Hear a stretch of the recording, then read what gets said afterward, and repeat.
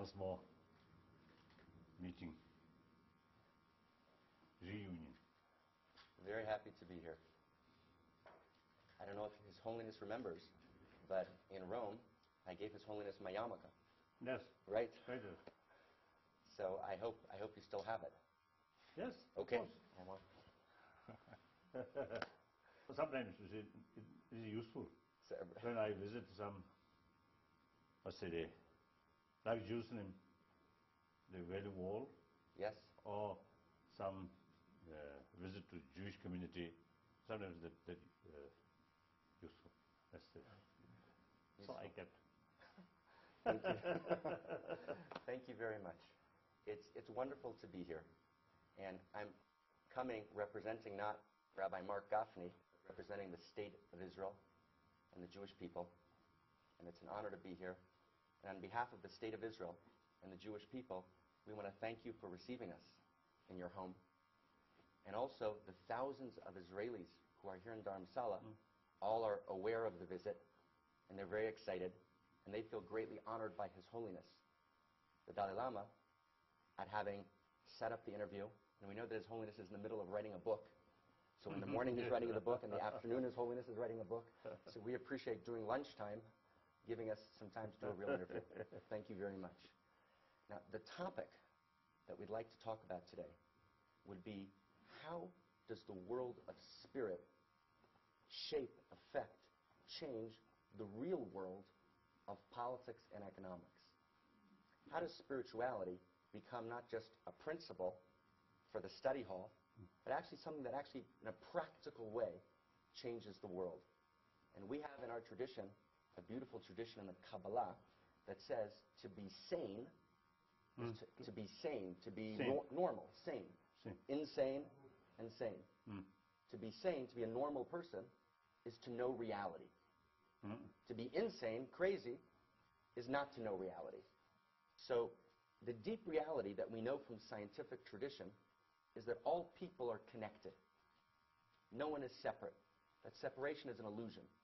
And so when people say that to know spirit, that spiritual people are disconnected from reality, we think that's really not true. That really to be spiritual is to be connected to reality. So we thought about an idea we wanted to bring before you.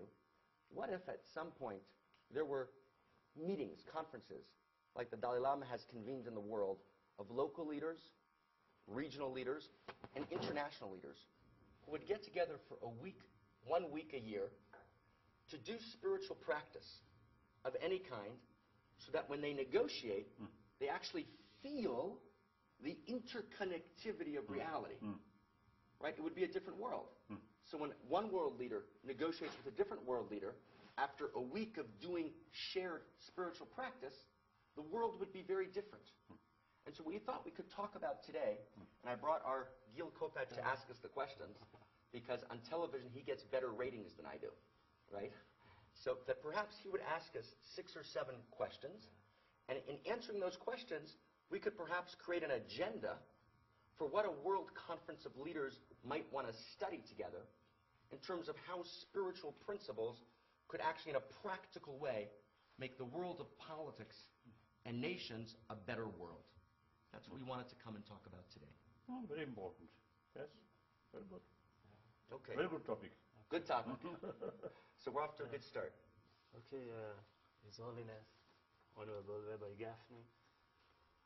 First question is, what does love mean, and how would you teach the spiritual and principal practices of love? Of course, my knowledge, English,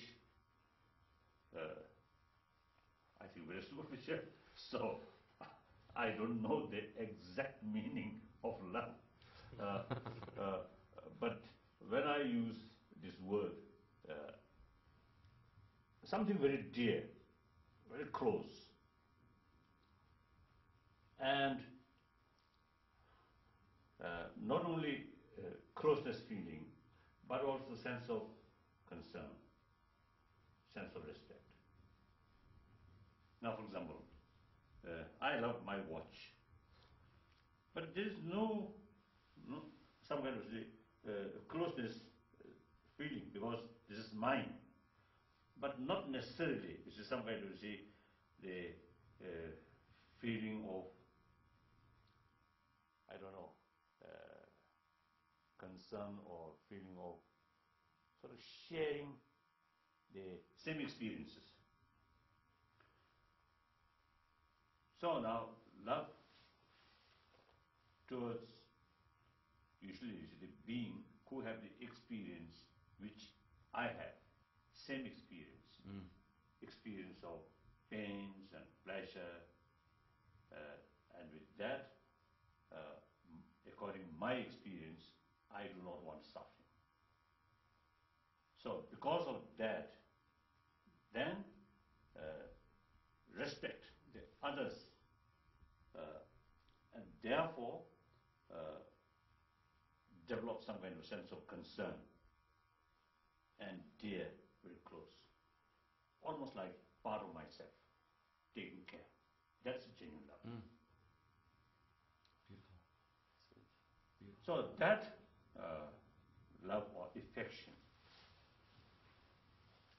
I consider, of course, one level, I think we can describe that as one of the beautiful quality of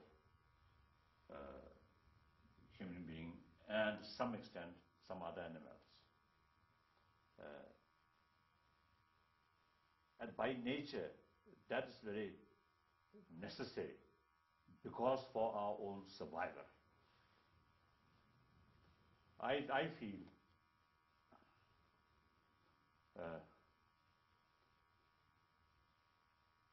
our first experience about the importance of love we learned from our mother. Just after birth, born. I think the first sort of, our movement or activities, I think movement closer to the mother and receiving or sucking milk. At that moment, if child side or negative feeling towards mother, they will not go that way. Mother side also, I mean generally speaking, sometimes unfortunately unwanted child also sometimes is happening. Now generally speaking, mother side also, you see, look the child as a part of mother's own body. So very close. With that feeling, then take, even though they are sometimes quite troublesome, some small child, but mother, you see, really, you see, take every care.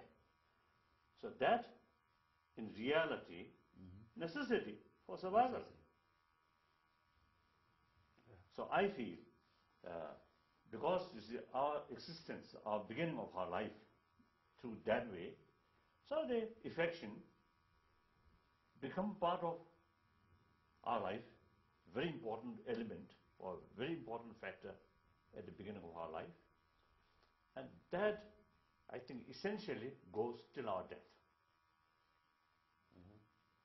Although the other negative emotions also part of our mind, like hatred, anger, jealousy, these things, but I think one dominant emotion whole our life, I consider love, affection. These are very important. Thank you. So, old tradition talks about importance of love, compassion, forgiveness, these things. So that's my view. Thank you. Thank you very, very much. Thank you. I want, after each question, to share, just from Kabbalah, from Hebrew tradition, a commentary on His Holiness's words of wisdom. In Hebrew tradition, we say, love is not an emotion, that love is a perception. It's a way of seeing. So the Kabbalah says that to love is to see through God's eyes. And God is God, or sunyata, or ayin, the same thing. So that to love someone is to see them in their most beautiful and high place. Everyone falls. Everyone has moments of terrible, terrible pain,